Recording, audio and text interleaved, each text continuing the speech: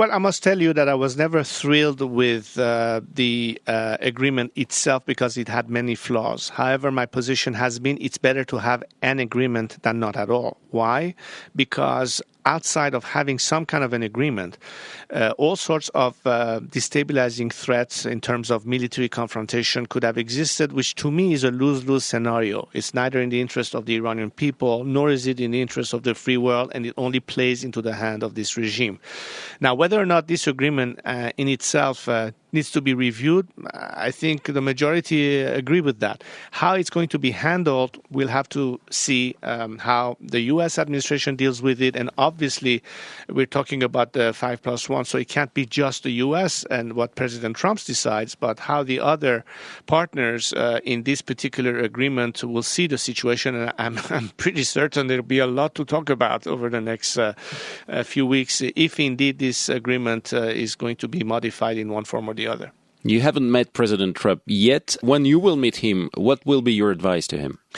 Well, I think that if we judge in some sense based on the latest statement that President Trump made at the United Nations as he addressed the question of Iran, I think many Iranians were sort of heartened by the fact that there was a direct acknowledgement of our compatriots and their expectation, and no former U.S. president had in this sense being as clear in that statement. What does it translate into? Again, it's yet to be seen. You know, after 37 years of being in this, I'm not fazed one way or the other by what position or statement a government or a head of state makes. Everything has to be based on action rather than words. So we'll have to see.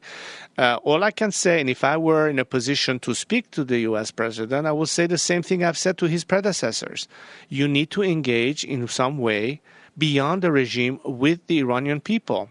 You need to have a dialogue with the representative of the majority of the Iranian people who are not represented by this regime, but you never have had in these almost 40 years any direct dialogue with the secular democratic forces.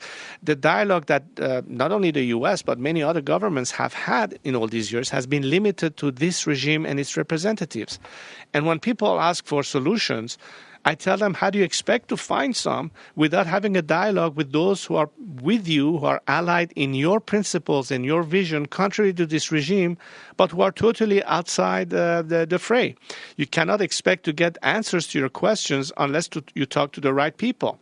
And I think the time has come for that. And I hope that what this foreign policy could translate to would be a much greater dialogue with the Iranian people through the various movements, organizations, whether civil society at home or dissidents abroad, who can in fact be speaking in a much direct and real way on behalf of their compatriots, and therefore will change a little bit the direction of how things have been going so far.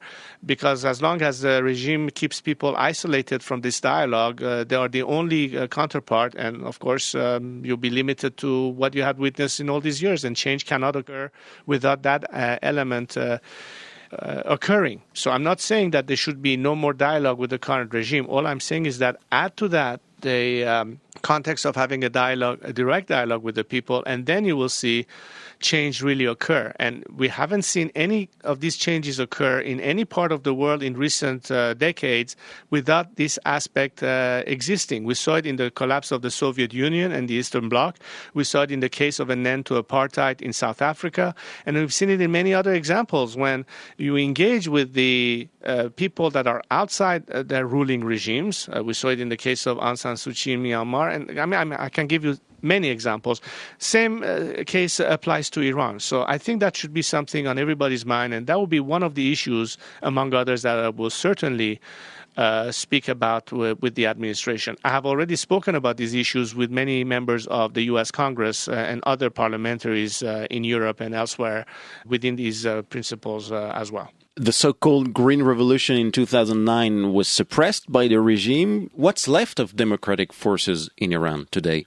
Well, I think that there's a big shift now in thinking that, and let's not forget that in that particular period of time, there were still many who were trying to pin their hopes on possible reforms within the regime. And a lot of the world believe that perhaps by getting into that mindset of there are some moderate forces who are trying to change things from within, maybe the country can start seeing more liberalization and so on. But not to anybody's surprise, we've seen that the regime is, of course, not going to allow that to happen. And this is how the Green Movement got quashed, because it had really no real support nor any leadership. So people were orphaned in some way for lack of leadership from within, for real change, and not cosmetic change, by the way, and no support from the outside. Now, the remnants of this movement, and yet a new generation that is now coming to the forefront, realize that unless there's fundamental change of regime, everything will remain the same. Now, how do we change this regime? What needs to happen? How can it be brought in a practical sense into implementation? What do they need to do at home? What can the diaspora do outside? What role would foreign governments play in this particular scenario? What kind of assistance and aid or investment will go in this direction, as opposed to, as I said earlier, limiting dialogue only to this regime and expecting a miracle change of behavior?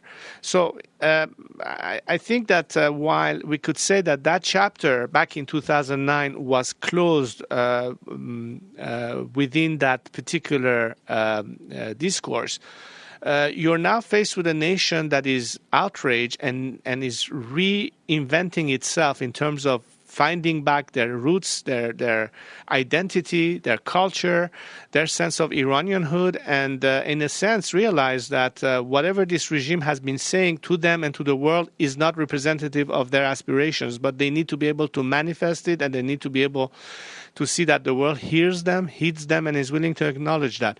They are, my compatriots, we are your natural allies in terms of the same values of human rights and liberty and equality that we would like to have in our country, something that this regime has utterly destroyed. And as such, it is important that it is of vital importance that such an investment be made for the sake of liberalization and democracy, by helping the people who are the instrument of change, rather than wasting time talking to those who have been an obstacle to such a change.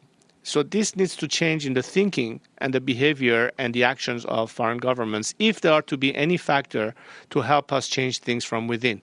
Now, we're not relying on the world to do what we have to do. All I'm saying is that it will be much easier for us to get to where we need to be as Iranians with the help of the free world than without.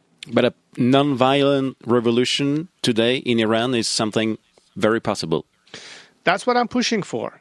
It has been the cornerstone of my strategy and policy to advocate nonviolent civil disobedience as a method of change. And there's a very important reason for it.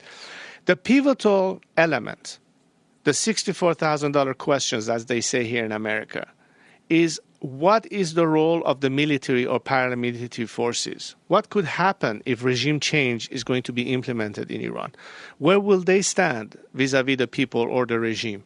This is the first question I ask my compatriot, and the reason why I've been advocating within this process of change also a process of national reconciliation and amnesty.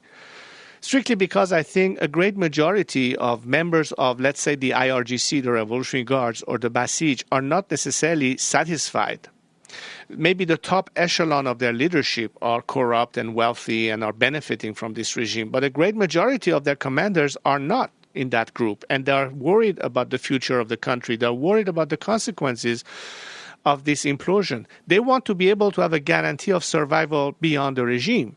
So unless we are prepared to reconcile with them and make them feel secure that they not need fear about their future and they'll have a place in Iran's society in the future, it will facilitate their exit strategy. Otherwise, they'll be stuck in no man's land.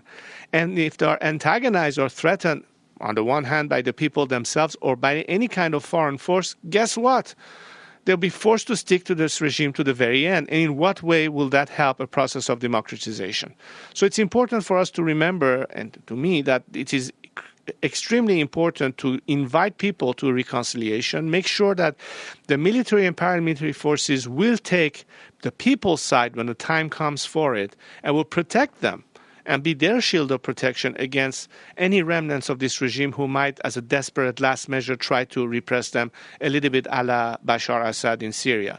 So it's important to bring this into the equation. And this is why I've been telling the free world particularly that when you start talking about military options being on the table and threatening the country in some way, you are not reinforcing the chances for change. You are pushing the people back in the bosom of the regime and forcing these military forces to think that the country is being attacked. And that basically kills the prospect of democratization and liberalization in my country for years to come. And by then it will be too late.